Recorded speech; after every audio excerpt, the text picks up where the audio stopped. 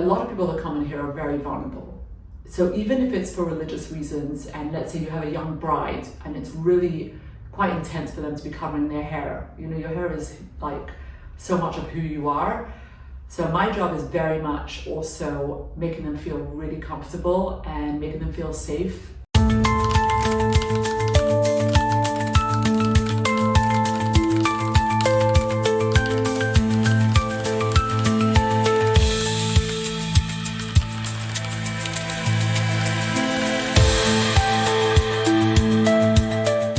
I've been wearing a wig for 29 years myself, and I have a wig business that I started 24 years ago.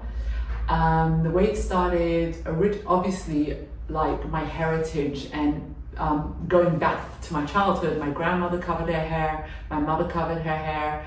I have 5 sisters, we all cover our hair.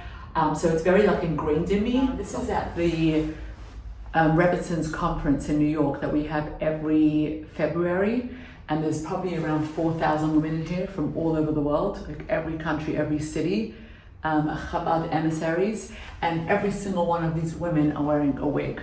So this is like the soul of this room. I love it. I'm actually in here somewhere over here, and I just, it's just my inspiration.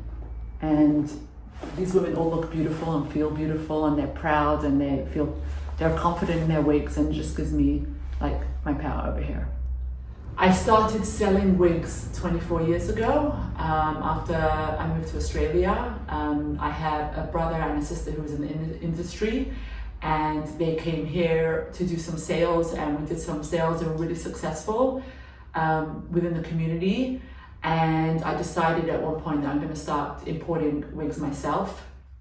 So I built up relationships with different companies from overseas, from Israel and America, and I sold for many years. At that time, I was very busy with young children, so I was like, for me, it was like, okay, sell a wig and send it to a hairdresser. So I did that for many years, and it worked really well for me, that I was able to not have the pressure of the labor. So I would sell and send them off to a hairdresser. When my children started growing up, my last child went into daycare, I realized that I had more time on my hands. I am a bit of an artist, like I love anything to do with like art, fashion, design. I had my eye on hairdressing, even though I've been avoiding it for so many years because I was busy, but I also knew that I was interested in it. So I did my first course in Israel, a wig course, around 11 years ago. And from then, it just like, I jumped into it and I just haven't stopped since. So I did another 3 courses in Israel. I did 2 courses in America. And after 7 years of doing wig courses, I actually enrolled in TAFE for hairdressing, which was hectic. It was during COVID, but it ended up being amazing. And I together I brought all my skills in, and I'm doing all the hairdressing now. So a lot of people that come in here are very vulnerable. So even if it's for religious reasons, and let's say you have a young bride and it's really quite intense for them to be covering their hair. You know, your hair is like so much of who you are. So my job is very much also making them feel really comfortable and making them feel safe, and that it's very private. It's not like a chicken market in here, it's only one-on-one consultations. And I just want them to feel very safe and calm. So the process is pretty slow, and we just take our time. And when I'm feeling that the customer is comfortable, I'm really happy. You know, and then we have people that come in here for medical reasons. It could be really intense, and it has been really intense. I've had a few situations where for me it was super hard as well. I do find myself to be a very compassionate person and pretty strong. I think there was one time where I had a good cry after someone came in here, but she walked out with the most amazing wig and she felt like $1 million. So for me, that's just like really, really rewarding. I think that's like the main goal, that you feel really comfortable physically, emotionally, that you feel like you, and it's a long process. It's also a big investment. Like, you know, they're quite expensive. So it's an investment. So also people, let's say someone that's been wearing a wig for 20 years, but they want to really invest now. that's also, it's like intense. Like they want to know that they're making the right investment and that it's going to last long.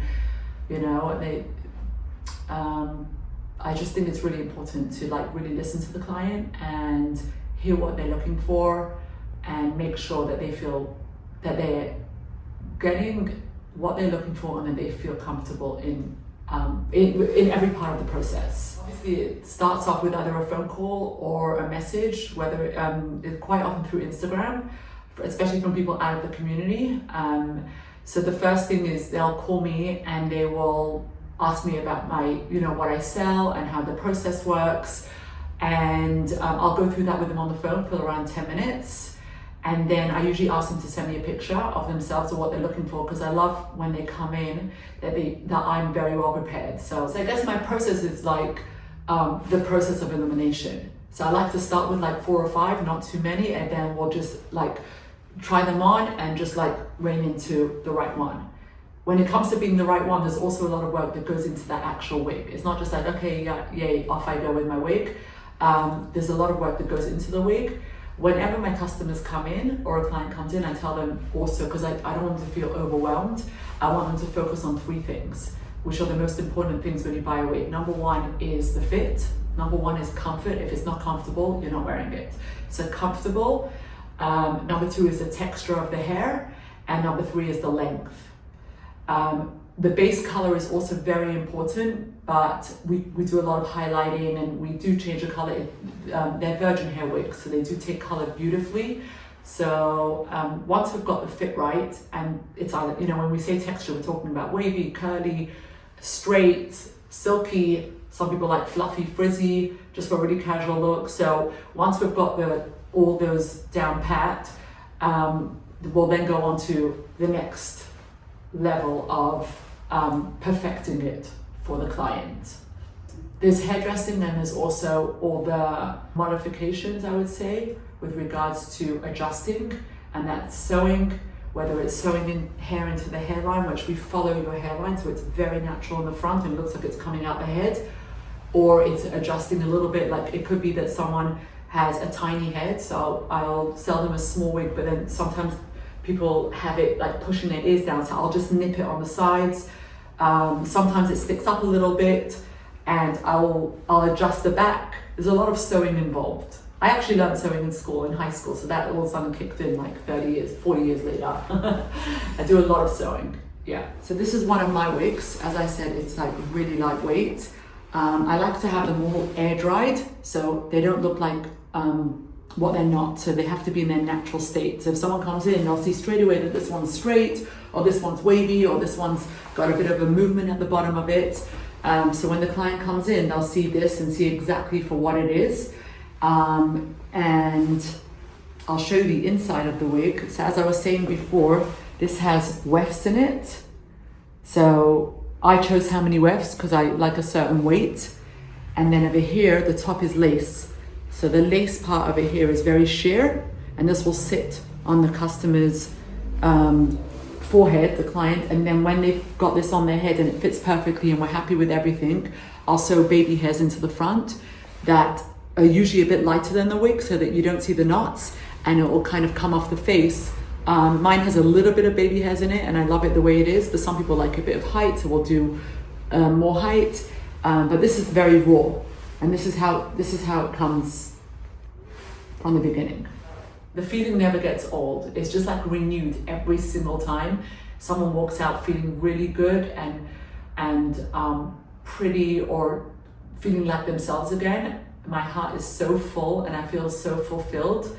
It's so not about a sale. The sale's there and it's great, but it's, for me personally, it's so much more than that. It's emotional. It's I'm just so happy to see a woman feeling empowered again, or feeling like themselves, like I said. So very fulfilling. Yeah, I love what I do.